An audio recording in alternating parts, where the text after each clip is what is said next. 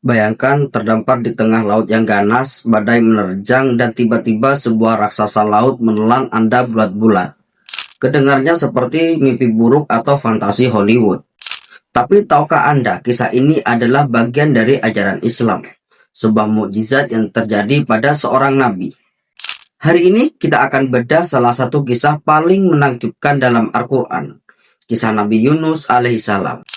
Dan kita akan coba melihatnya dari sudut pandang yang mungkin belum pernah Anda bayangkan, menurut perspektif sains modern.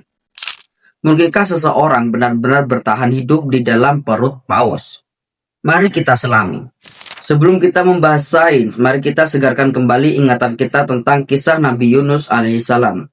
Beliau diutus oleh Allah Subhanahu wa Ta'ala ke kaum Ninawa untuk berdakwah, namun kaumnya menolak dan mendustakannya. Karena putus asa, Nabi Yunus pun meninggalkan kaumnya tanpa izin Allah Subhanahu wa Ta'ala. Dalam perjalanan, ia menaiki sebuah kapal yang kemudian dilanda badai hebat, dan nama Nabi Yunuslah yang keluar. Akhirnya, beliau pun dilemparkan ke laut.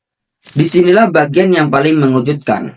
Al-Quran Surat As-Saffat ayat 142 sampai 144 menyebutkan bahwa maka ia ditelan oleh ikan besar dalam keadaan tercela. Maka kalau sekiranya dia tidak termasuk orang-orang yang banyak mengingat Allah Subhanahu wa Ta'ala, niscaya ia akan tetap tinggal di perut ikan itu sampai hari berbangkit. Selama beberapa hari, Nabi Yunus berada di dalam perut ikan tersebut, terus berzikir dan memohon ampunan kepada Allah Subhanahu wa Ta'ala. Dan akhirnya, atas kehendak Allah Subhanahu wa Ta'ala, ikan itu memuntahkannya ke daratan. Nah, sebagai manusia modern, wajar jika kita bertanya, bagaimana mungkin seseorang bisa bertahan hidup di dalam perut ikan paus? Bukankah di sana gelap, penuh asam lambung yang kuat, tanpa oksigen, dan suhu yang ekstrim?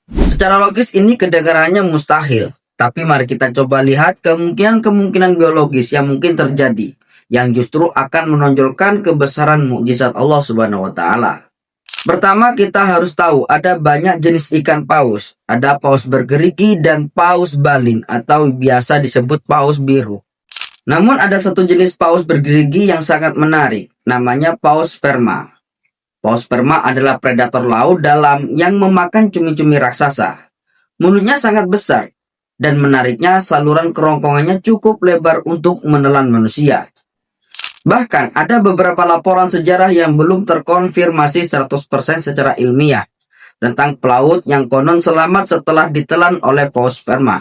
Salah satu kisah yang paling terkenal adalah kisah James Barley pada abad ke-19, meskipun kebenarannya masih diperdebatkan. Oke, anggaplah Nabi Yunus ditelan oleh paus yang kerongkongannya cukup lebar, katakanlah paus sperma.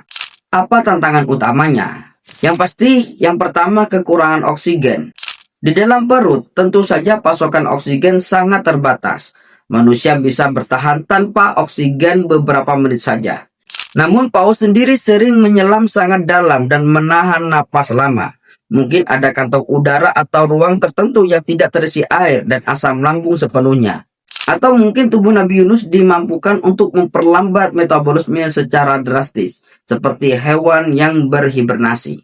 Yang kedua, asam lambung. Karena sistem pencernaan paus sangat kuat, asam klorida bisa melarutkan daging dan tulang. Tapi di dalam perut paus ada juga ruang-ruang yang berfungsi untuk mencerna mangsa secara bertahap. Mungkin Nabi Yunus tidak langsung masuk ke lambung utama yang penuh asam, melainkan ke salah satu ruangan penyimpanan awal yang kurang asam. Atau Allah melindunginya dengan membekukan atau menetralkan efek asam pada tubuhnya. Selanjutnya, suhu dan tekanan. Suhu di dalam tubuh paus akan menyesuaikan suhu air laut yang dingin. Dan tekanan air saat paus menyelam juga ekstrim. Kembali lagi, ini adalah area di mana hanya mukjizat yang bisa menjelaskan perlindungan terhadap tubuh Nabi Yunus alaihissalam. Secara ilmiah, bertahan hidup di sana adalah hampir mustahil. Namun justru disinilah letak keajaibannya.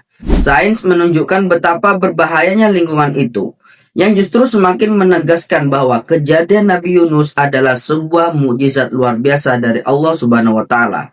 Al-Quran dengan jelas menyatakan bahwa keberlangsungan hidup Nabi Yunus alaihissalam di perut ikan adalah karena beliau termasuk orang-orang yang banyak mengingat Allah. Ini bukan hanya tentang biologi, tetapi tentang kekuatan doa, taubat, dan juga keyakinan kepada Allah Subhanahu wa Ta'ala.